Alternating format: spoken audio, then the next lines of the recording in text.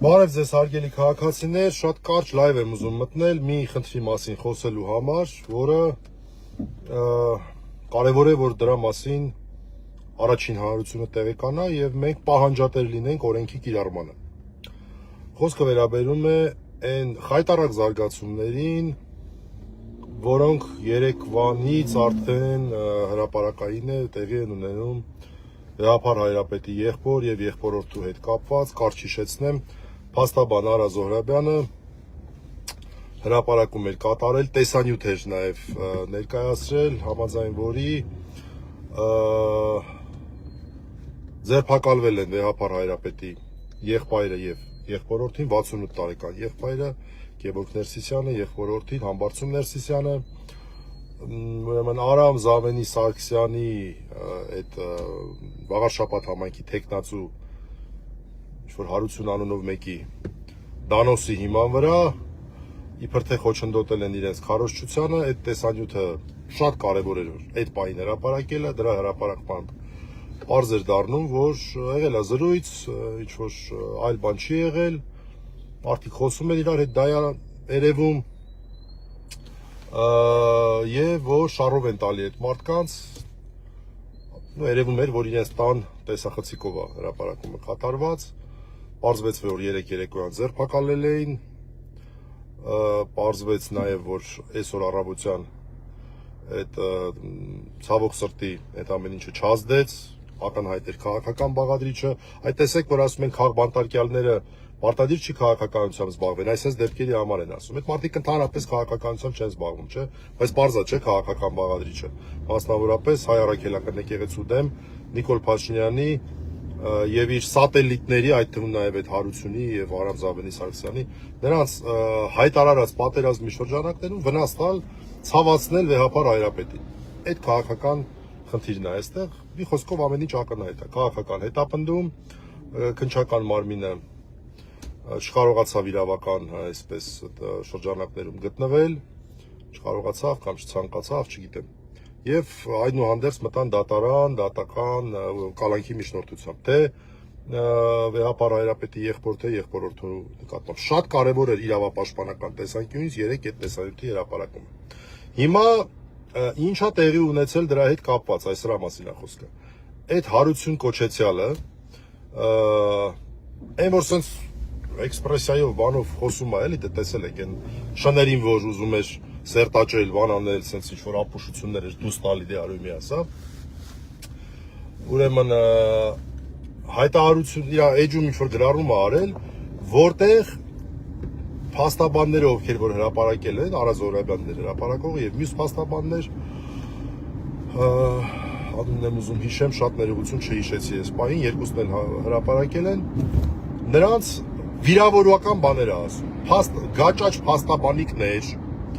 ես իմ այս ինչի են ինչի գրպանային փաստաբաններ, վիրավորական բաներ ասում, փաստաբաններին վիրավորական բաներ ասում, իրենց մասնագիտական գործունեության համար, սա շատ կարևոր է, մասնագիտական գործունեության համար, ոչ թե այլ գործունեության համար, ոչ թե հրապարակային դիրքորոշում հայտնելու համար, այլ իրենց մասնագիտական գործունեության համար, որովհետև այդ տեսանյութի հրապարակումը մասնագիտական գործունեության մաս է կազմում։ Հիմա հարց. Հիշում եք Կոչուբաևի դեպքը, այդ որ պոլերով տվեցին այդ տղուն։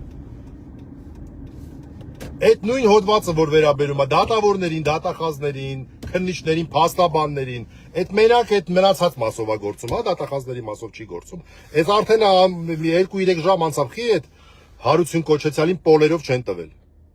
Փաստաբաններին կարելի է գաճաճ փաստաբանիկ անվանել, հա, մասնագիտական գործունեության համար։ Կարելի է գրպանային ես իմ ինչեր անվանել, հա։ Այդ օրենքը տենց այսպես այս կեսով գործում է, այն կեսով չի գործում, ո՞նց եղավ, որ տենց եղավ։ Սա մեկ։ Բացահայտ վիրավորանքներ։ Երկրորդը, մի շատ կարևոր բան։ Ուրեմն մեղադրում է, ասում է դուք ինչ իրավունք ունեք տեսանյութերը հրապարակեք, օրենքը դա արգելում է։ Ուրեմն տղա ջան, այդ բեմի ճիճու Այն որ քեզ դրել ես Հիտլերի տեղ, տենց բան ես անում էքսպրեսիայով։ Ոնց որ Ռուսաստանում օրենքներին չկարացի տիրապետել դրա համար, հանին դուրս չպրտեցի Ռուսաստանից, դրա մասին խոսում են։ Դարար հակառուս միանգամից դրա պատճառով։ Տենց էլ Հայաստանի օրենքներին չես տիրապետում։ Այդ հարց ու փորձարը հարցրու, ի՞նչն է կարելի հրապարակել, ինչը չէ։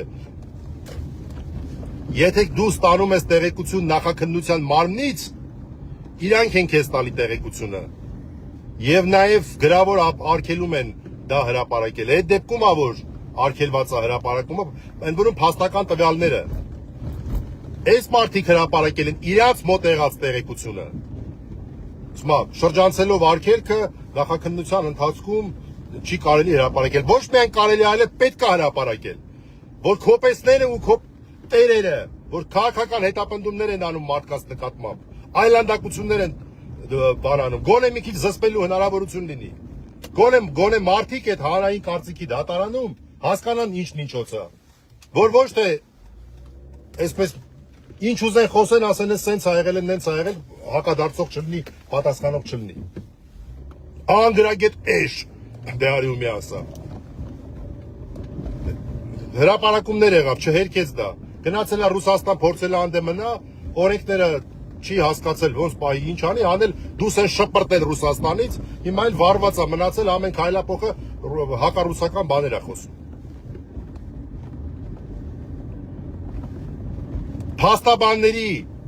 Փաստաբանների ձեռերը քաշի արա։